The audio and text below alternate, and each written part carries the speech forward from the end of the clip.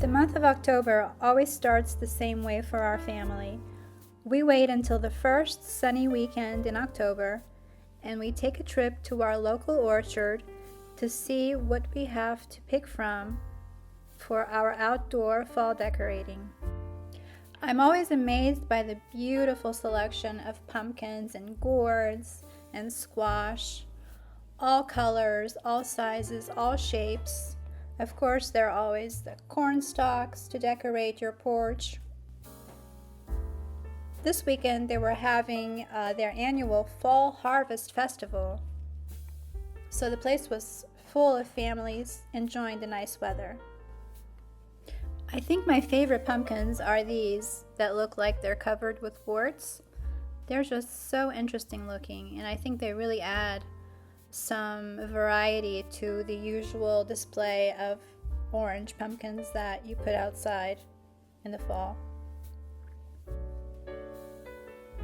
The prices at these local orchards are so much better than what you find at the big box stores like Lowe's and Home Depot. And you're also supporting a local family-owned business, so I really prefer to buy my supplies for fall decorating from a local orchard for that reason. So now I'm home with my supplies. I bought some mums. I bought 2 bunches of the corn stalks. These are really tall too. And I bought 2 little pumpkins to go on top of the ivy covered urns that I have on either side of the front door. I also have my fall wreath to hang on the front door and another pot of mums to go on the patio table. The first area I focus on is this area around the fountain. I still have these vinca left over from summer, planted in these planters, but they're not very hardy, and we are expecting some frost this coming week, so I know that they're not going to last much longer. So I pulled them out so I can make room for the mums that I purchased.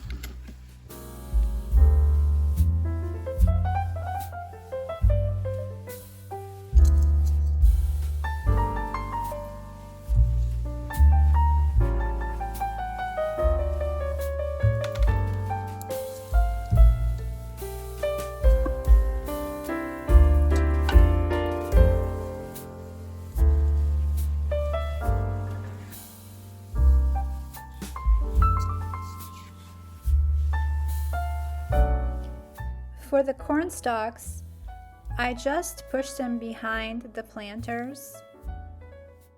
The planters are heavy enough that they are able to support them without me having to tie anything to those metal trellis panels, so I thought that was the easiest thing to do.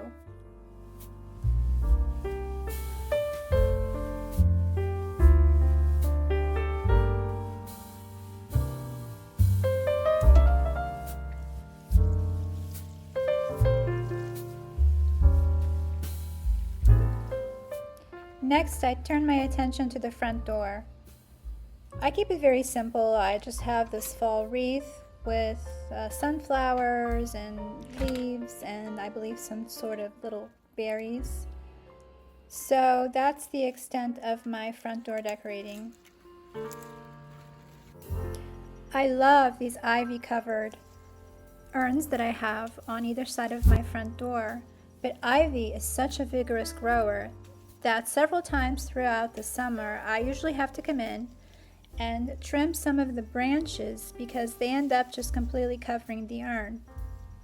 And I do like to see little peaks of the urn from between the ivy branches, so I thought I would do some trimming this time too. And then what I do is I put one of those pumpkins on top of each of these urns. I deliberately picked these smaller pumpkins for this because I did not want them to look too large for the urns.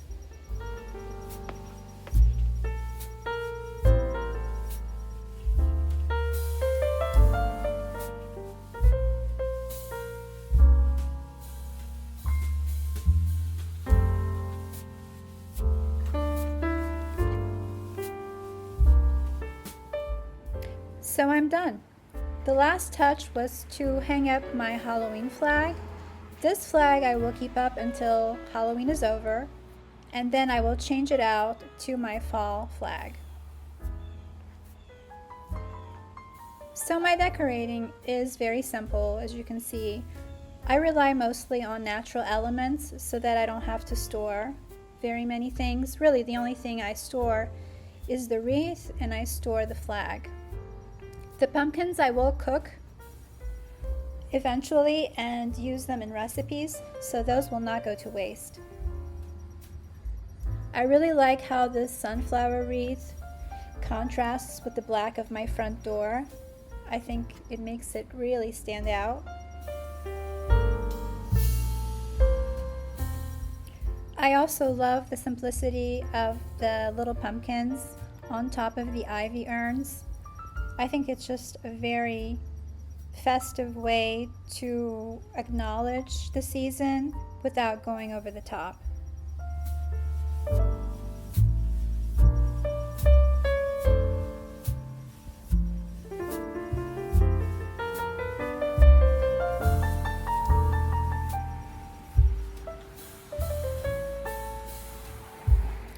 On the patio table, I just put this basket with some yellow mums this time because I thought that would tie in with the yellow of the sunflowers on the wreath. Whenever I use baskets outdoors where they're going to be exposed to the elements, I always spray them with a clear coating so that they will last longer. And then finally, I have my corn stalks on either side of the fountain, and I have the mums that I planted. I do love these colors of mums, that crimson red and the russet coppery orange. I think they're really the best colors for fall. And then I have my corn stalks, which are full of corn ears, which is kind of cute because I've never had corn stalks with this much corn on it. So I think those add a nice touch too.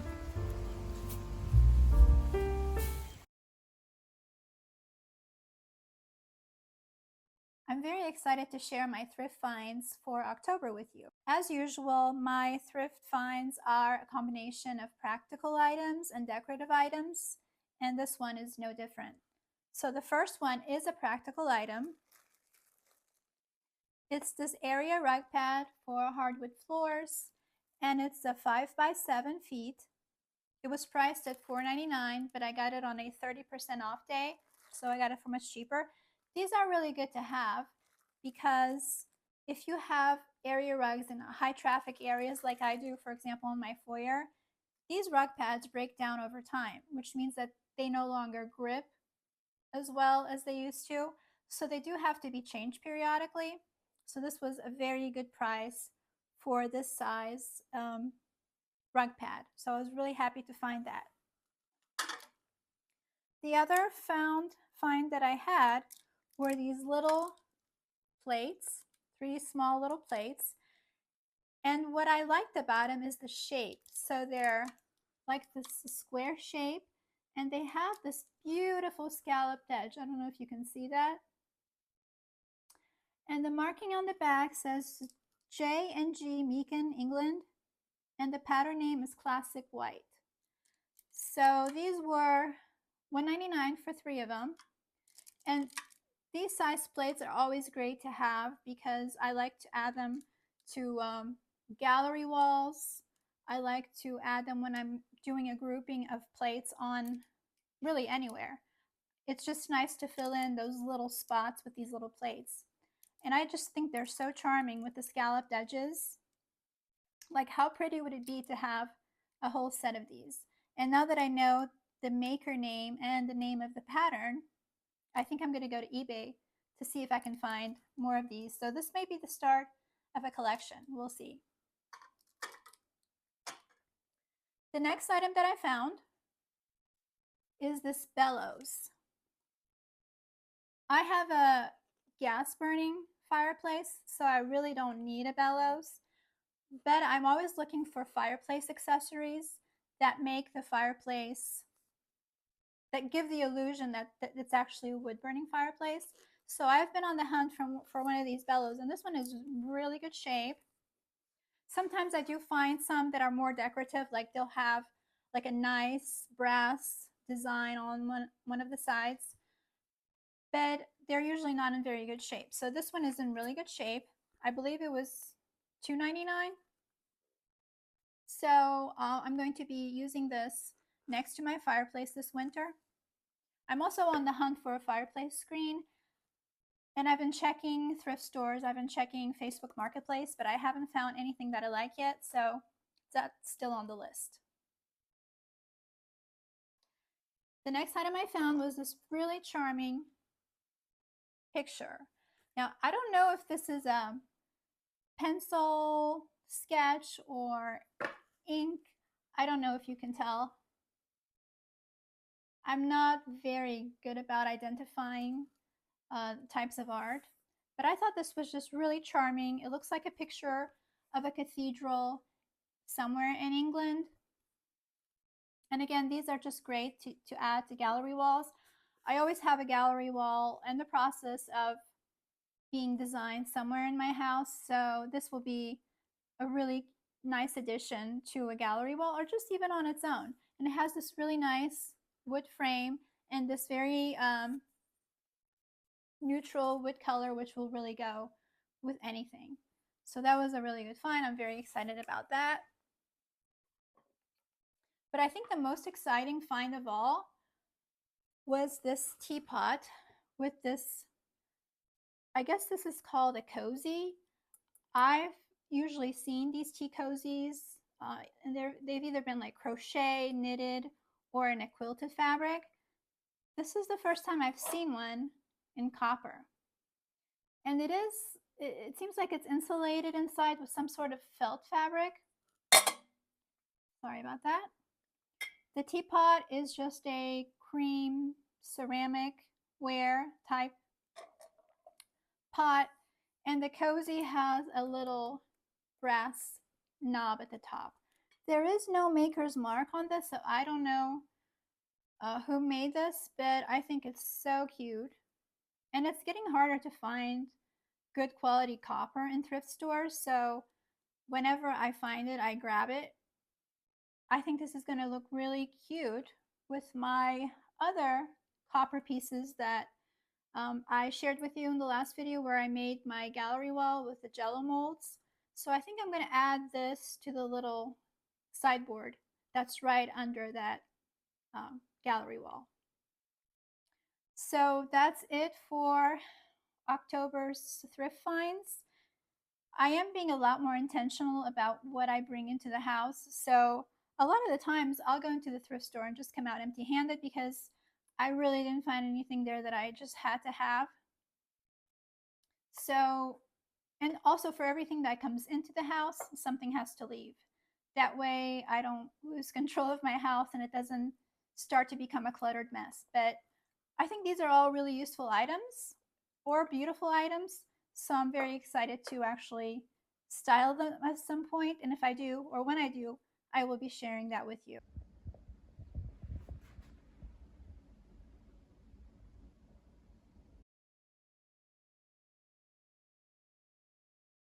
I have an area of my garden that I avoid showing when I film the garden because it is such an eyesore. And that's this area here. The lot that our house was built on is a very sloped lot, especially the back of the house and the side garden here.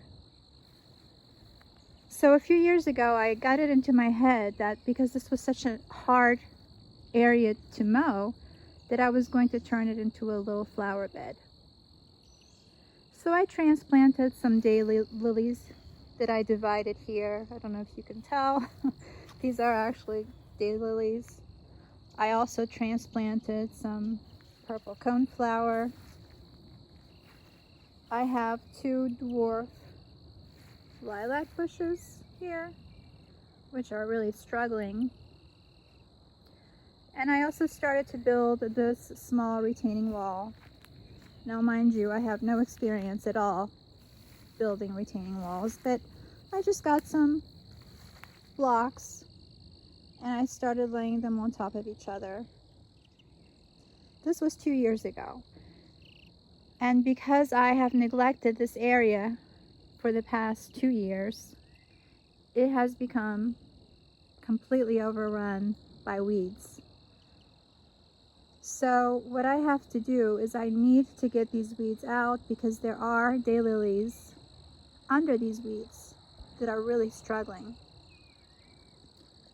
And I bought some liriope at a church sale a couple weeks ago. I got 10 plants for $10, so it was a very good deal. So I want to plant them on the slope. But in order to do that, I need to get rid of all the weeds.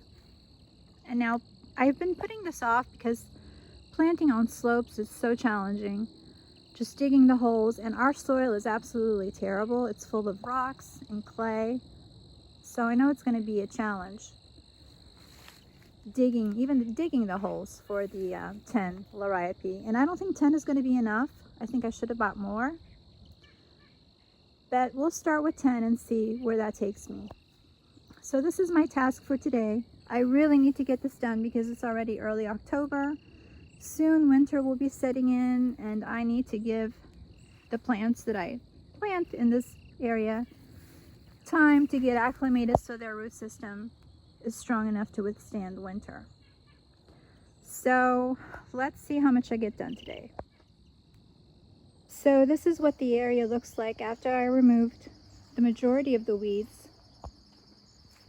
I was surprised to see just how many daylilies were hiding under those weeds, which was a good sign because I thought I didn't have enough liriope to plant in this area, but I'm gonna have plenty. So there they are right here, waiting to go into the ground.